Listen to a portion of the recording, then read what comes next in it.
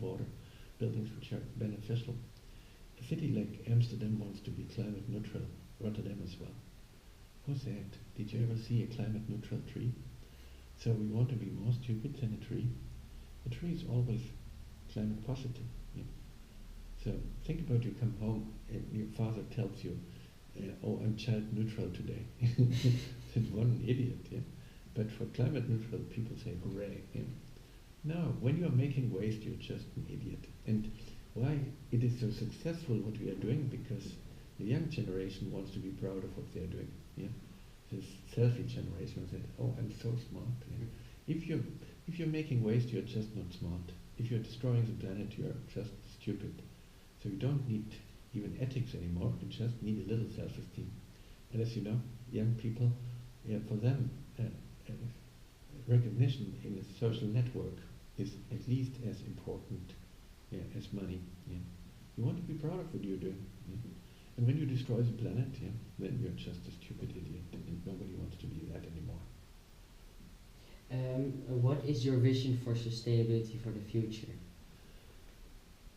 My vision for the future is that we can have 10 billion people on this planet and they can enjoy life and they can support the other species as well. Our traditional agriculture is coming to an end because it only works for about 5 billion people. So we need to learn to enter the food chain for most of the stuff which we are using and eating at a much lower level. When you eat beef and hamburgers, you only pick up about 20% of the protein. I don't say don't eat hamburgers. I think when you like to do it. But the more healthy form of protein is mushrooms, bacteria, algae. Yeah? So if we enter the food chain for our basic nutrition, at this level we could easily be 20 billion people on this planet as well.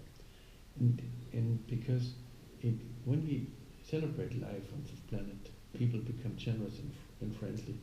When people have fear, they become greedy and angry.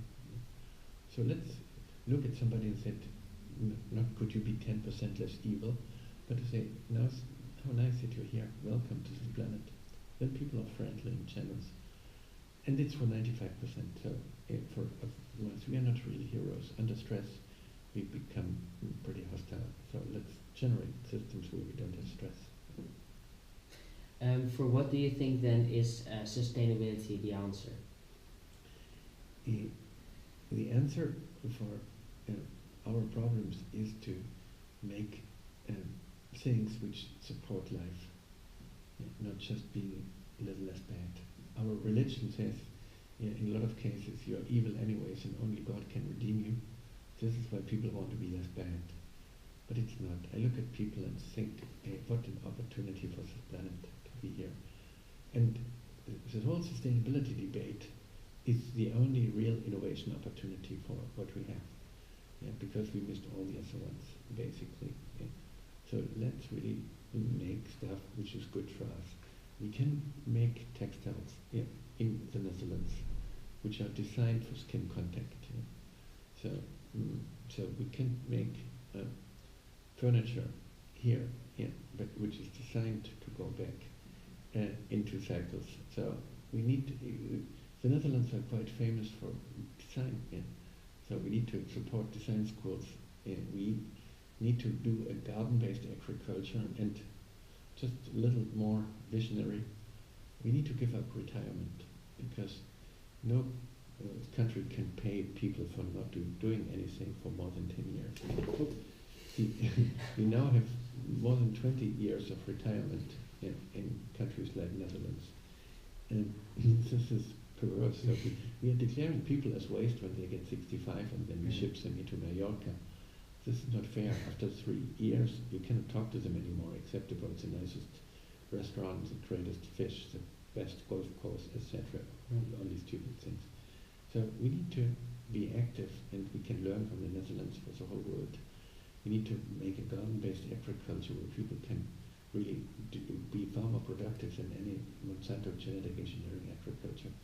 And we need to be active as long as we are healthy.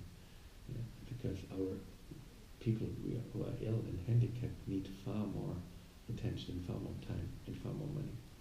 So we will, when the Netherlands introduced social security, our lifetime expectation was exactly half as what it is today, but it's the same age. So that doesn't work. So if you would have the same percentage retiring than we had it in 100 years ago, our retirement age would be 88.2 years. So if we don't keep people in busy in that field, or even when they get 70 or 75 or 80, we cannot finance it, and so we are stealing the money from the people, the younger people, if we do so. It's not affordable. So we need to come up with a different, and sustainability is a key for that, with a different mindset, which really understands that we are native to this planet. We cannot delegate to some aborigines to be native. We are the native people of this planet, and we learn to behave like that. And I'm quite optimistic. I can show you so many great innovation products which are really amazingly successful. We now have paper. My latest book is printed, and it has a foreword by Bill Clinton. So in the United States, people really appreciate that.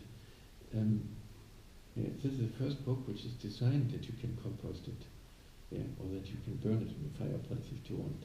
So it's paper designed for the biosphere, and it saves a lot of money because you don't need to do hazardous waste management. Normally, when you have a catalog or a magazine, it contains about 50 dangerous chemicals which don't allow composting. So we have a lot to do, and I can highly recommend to do this innovation when you're just having a little parking ticket, or coupon, or in a supermarket. You absorb at least 2 dozens of chemicals just by touching this coupon. So there's endless to do, and I invite all the people which are smart to become smart and brilliant scientists, and sustainability is the base of all of this. If it's not sustainable, then why should you do it? It's a minimum.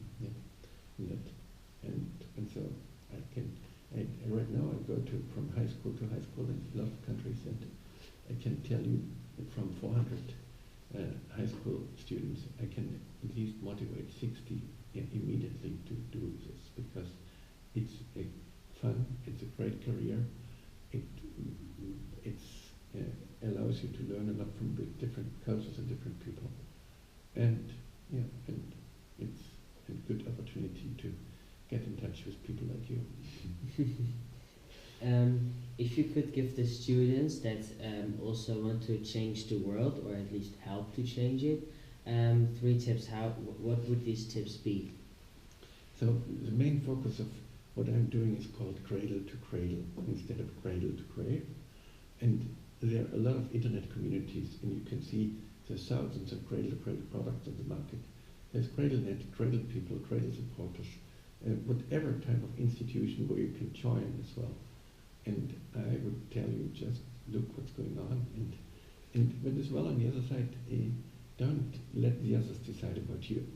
So we need people who want to do things differently.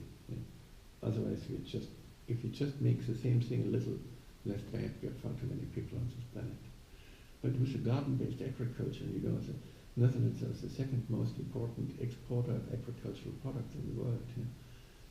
With the garden-based agriculture, we could easily feed 20 billion people in that. So we need to learn to make an agriculture which is based on small units, which are labor intensive, and where we can learn about nature and others. And we need to be able to feed people, 10 billion people, and we can do this easily. But we can do completely new things. So we organize diapers, for example, from babies. A baby takes about 5,000 diapers. And you could use the super absorbers to grow trees in Israel or Egypt. Then a baby can be carbon positive just with the substrate, the super absorber, which you sterilize, and then you use it for that. And so the baby can be carbon positive just by the diapers from the beginning. So there's endless business, and I can tell you, I saw now in my career about 600-700 young students forming their own companies out of this. And some of them made really nice things. So one is is doing surfboards, for example, cradle to cradle, that they can go back into and be reused and recycled permanently, basically. Or the other one is making paint, which is not just not toxic, but it's made out of bacteria.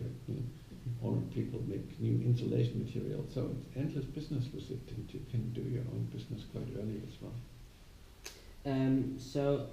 Is there any question I haven't asked that you would like to have answered, that you would like to answer? Yes. The question, what I would ask you is, and say, hey, why is it so slow, what we are doing? And it has to do that we are somehow not still in that feeling that we are, it's better we would not be here, somehow. There's not one organic label which allows that my own nutrients can go back. I was working in China for 2 years, and when you're invited for dinner, then people expect you to stay till you use the toilet, because it's unfriendly to leave and to take nutrients with you, because you're invited for dinner, not for stealing nutrients. This is how the Chinese could form sustainable societies for more than 5,000 years. In the Western world, we always take the stuff from the farmers, and we never give anything back. And it makes the farmers poorer and poorer. The soil is depleting, and that doesn't work. We need to steal the nutrients from somewhere else. And so we need a new organic which allows that our own nutrients can go back.